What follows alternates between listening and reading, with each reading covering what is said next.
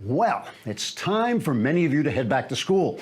So I thought this might be a good moment to remind you that college is a complete waste of time, sapping years from your life for no reason, and plunging you into debt while giving you nothing in return.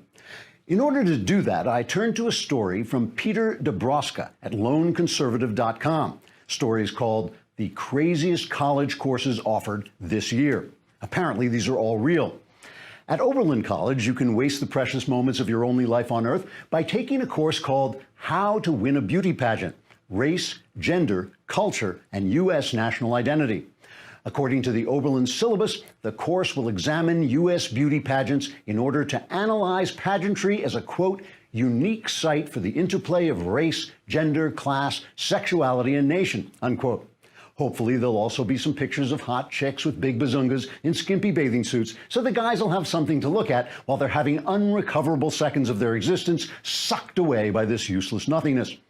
At the Rhode Island School of Design, you can careen helplessly toward death while taking a course called Transracial Bodies, Transracial Selves. This is in the Literary Arts Department, so you can bet the best writers at RISD composed the syllabus course description, which reads, quote, "The whole rainbow of racial identification is still construed as biologically inescapable and inevitable. But this cultural reaction is contrary to the everyday experience that actually finds racial identification as a process that is always transracial. Declaring ourselves racially, we all cross restricted zones in becoming ourselves," unquote.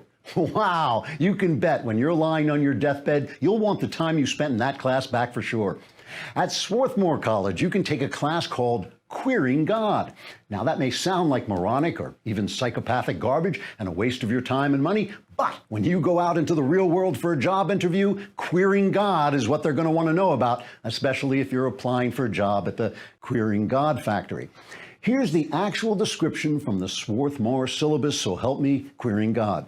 Quote, "The God of the Bible and later Jewish and Christian literature is distinctively masculine, definitely male."